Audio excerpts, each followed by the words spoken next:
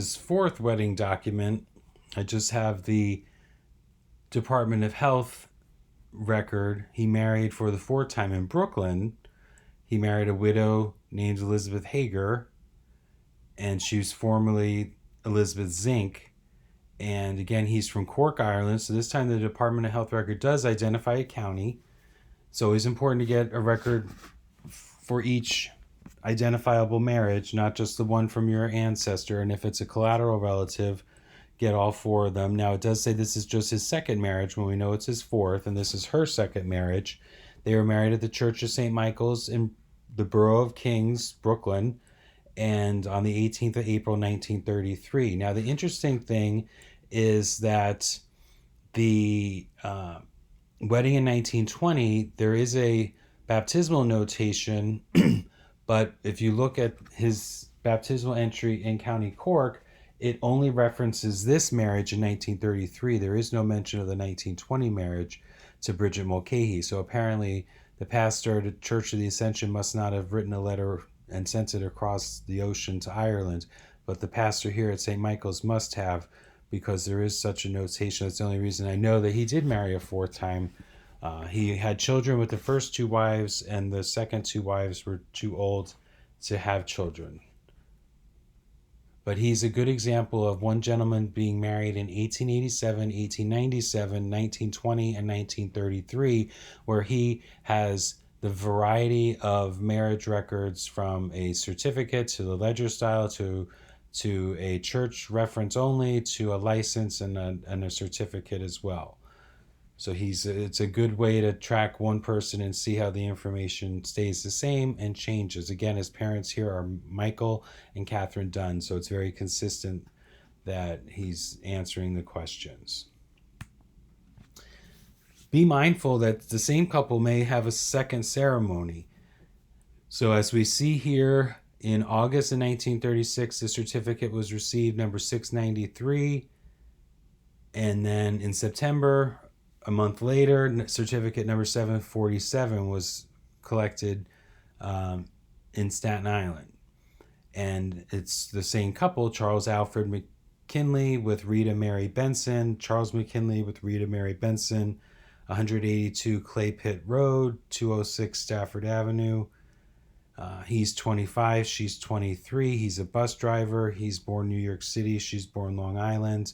He's the son of Walter and Bessie. She's the daughter of George and Mary Louise, Mary L. in the second record. So by getting both records, you find out that that Mrs. Benson was the former Mary Louise Whitney.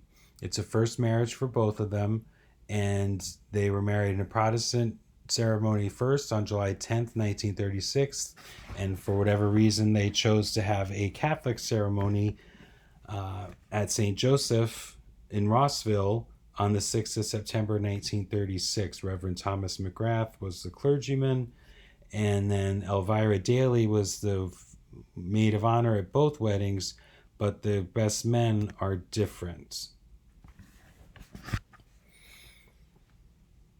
They do also have marriage licenses. I did not purchase them, and since they had a Catholic wedding, I was able to contact St. Joseph's Church and try to get baptismal details for both of them. And this is an interesting case. A year later, Gerald Buckley and Loretta McCarthy decided to get married.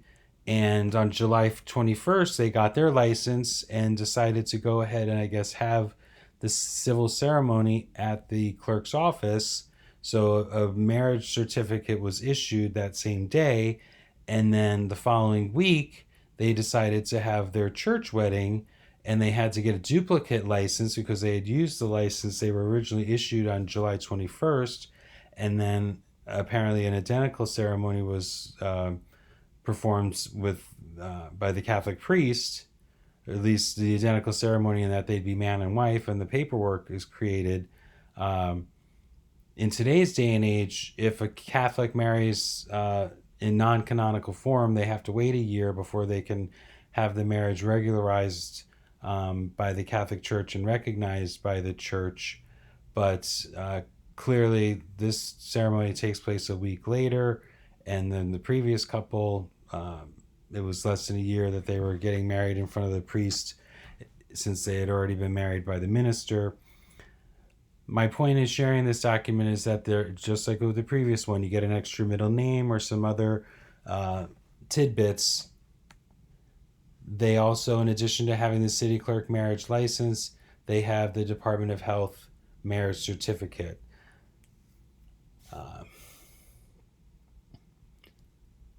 And as you can see, the documents from July 21st on the left, even though it's for an earlier wedding, it has a higher certificate number, so it must have been turned in later.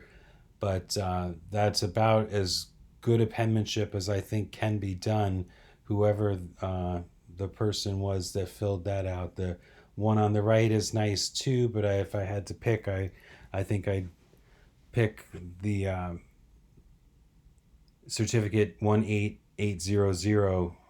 If only they could have been every enumerator and city clerk over the years, census taker and city clerks, it would make family history research much, much easier. And now this record I include, this gentleman's a resident of New York City at the time of his marriage, but he gets married upstate, and both he and his wife are divorcees. So I include this to show you that they filled in the details about their divorces. He says, yes, I'm divorced. And he says September 5th, 1930 in New York City, and it was against the wife. And then she says it was against her first husband, and then her second husband died. So that's why she's able to marry. And in New York at this time, if you were the guilty party, you were not allowed to marry in New York. But if you claim you're the innocent party, then you could. I'm still trying to get his first wife's marriage. She got married a few weeks after this, or before this rather, date he gives. And she got married in July, I believe, in 1930. So I'm curious to see. I have a certificate from the locality, but I'm trying to get the license from the state so that I can see how she answered the question. But as you can see, they do identify he's an electrician, their ages, and then who their parents were.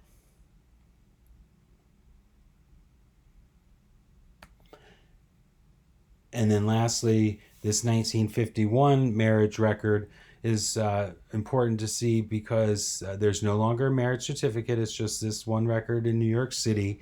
And they actually get their license in Manhattan, but the license rather, is valid in any county in New York. So they went to Westchester County a few days later and married there. And I do want to point out that there is a line about a third of the way down, right above the clerk's signature, that says not valid for 24 hours. And then there's a much bigger box on the bottom of each side for the groom and for the bride about previous marriages. Now these two were neither married before, so they're left blank, but if they had been married before, they want to know quite a bit of detail about the dissolution of the marriage, about the details of the divorce, etc. And then you're swearing off that you are, free to marry. And the thing to remember is that most places are going to have a license that isn't valid the same day. And in the Northeast, one of the places that didn't have a waiting period was Elkton, Maryland.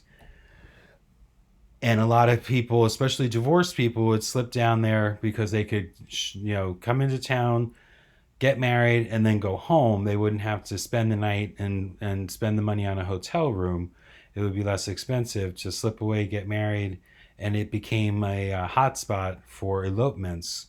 I have three relatives, a cousin of my grandmother's and both of his daughters. So in 1916, 1935, and 1936, those three family members all found their way down from South Jersey to northern Maryland to marry. And then on the right, we have the filled-in certificate. So even though he was in Westchester, he had to send this back to Manhattan because that's where the license was issued. So I hope that this talk has shown a little bit about what marriage records are available, how they're different, and how they answer different questions. Not every religious ceremony has a civil record. I'd say the Catholic marriage records are the most likely to appear only in the religious register and not in the civil records, but I have come across Protestant marriages as well, that there's a marriage in the church record, but there's no corresponding record in the civil register. And then another reason you may not be finding a civil marriage record is the New York metro area. The people may have actually gotten married in Elkton, Maryland, or in New Jersey. So if you aren't finding them in New York, be open to the possibility that they married in another jurisdiction. Thank you again for listening, and I hope to put something else up here in the near future.